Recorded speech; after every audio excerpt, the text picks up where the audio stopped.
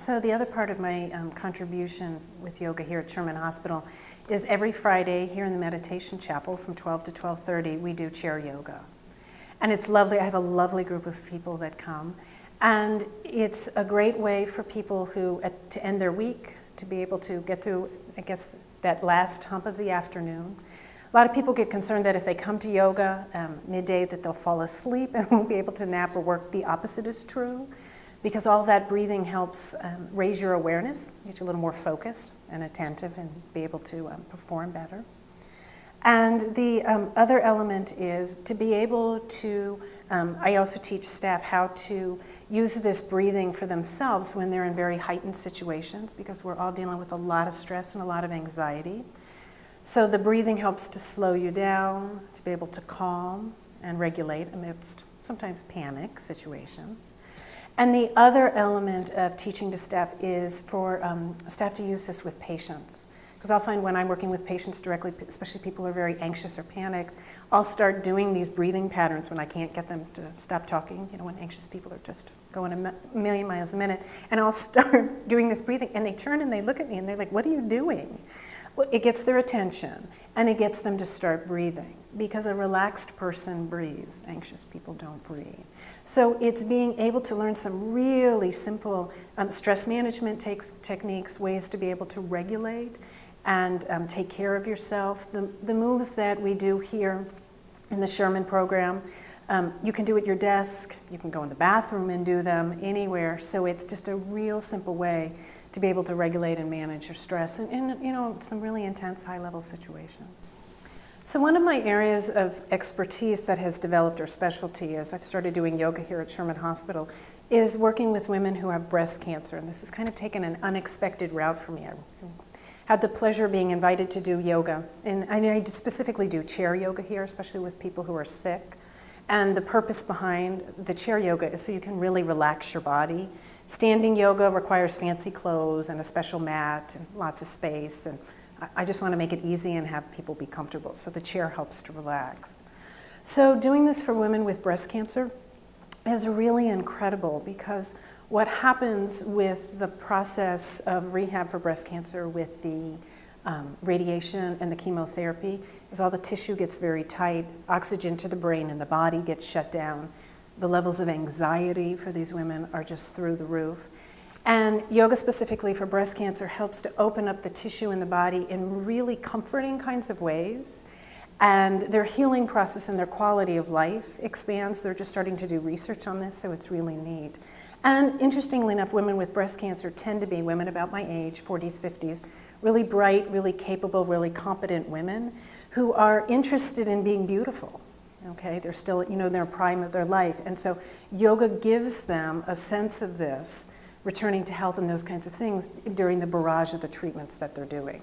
So it's very customized because of the level of trauma that the women are dealing with the breast cancer, post-surgically, post-radiation and chemo.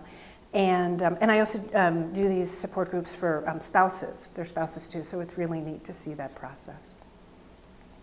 There are a few misconceptions or myths about yoga that I'd like to talk about. The first one is people think in order to do yoga they have to be flexible. Here's the paradox. I'm a yoga teacher. I'm not flexible at all. And the reason I do it is to help keep my body open and aligned. The purpose of doing yoga is to become more flexible. And in most cases, for people who are born tight like I am, the increments of progress of flexibility are pretty small. Okay, I'm not going, you know, I can't wrap my leg behind my head and do all those wild poses. There are people who can do that. And so I like, you know, people to know that you don't have to be flexible. You don't have to be strong to come to do it. That's what you're coming here for, okay? And that's the process of enjoying it. And you don't have to have like the perfect little body like a lot of the yoga teachers do. It's just about being real and being authentic and becoming comfortable with your body. So don't worry about being flexible. That's the whole purpose of doing this. The second one is many people have concerns about yoga being a religious movement or a religion. It's not. And it's basically just simply a practice to be able to quiet your mind and strengthen your body, okay? And so for some people who aren't comfortable with that, There's different kinds of strengthening programs that you can do that are going to give you the same kinds of results. It just happens to be yoga was created in the East a long time ago, so a lot of people have the perspective that it's religious, and it is associated with some religions. The style that I do is clearly about strengthening and flexibility and bringing people to a sense of peace. So I'd like to give you 5 basic tips if you're a beginner to yoga, and even if you're advanced, because sometimes we can forget these really important things. So the first one is, making sure about your perspective of when you come to yoga and when you're doing it. It's not a competition.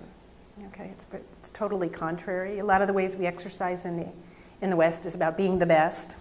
Well, if you're doing that with yoga, you're kind of missing the point of relaxing. Okay, and breathe and being able to slow down. So just see if you can start to shift your perspective about why you're doing it and how you're doing it. Secondly is don't push your body. A lot of people will come in and do the poses and force their body.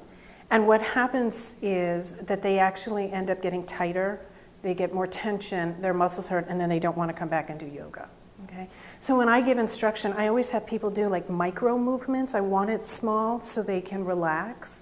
What happens is it's very important. You need to use your breath to relax and allow gravity to relax your body, as opposed to pushing and forcing a muscle. So it's again about slowing down, letting yourself slow down and be natural. Another thing that is really important about yoga is the breathing. And I've learned different yoga styles where they didn't teach breathing and where they did. And I found the ones that taught breathing, I could relax more. It slowed down my mind chatter, which for me is like the biggest priority of everything. And taught me just to be able to ground down and slow down my system. So you want to make sure that you're learning and I teach like really simple breathing patterns that little kids can do, but to be able to have that and get in the habit of that, because that also gives you a lot of life and like sparkle to your eyes. So the other element is don't worry about being flexible, okay? So a lot of what I'm talking about when you come to yoga is more about mentally what are you doing to yourself, both to prepare for it and then how you can enjoy it while you're here. And then just to be able to relax into the poses and just enjoy yourself.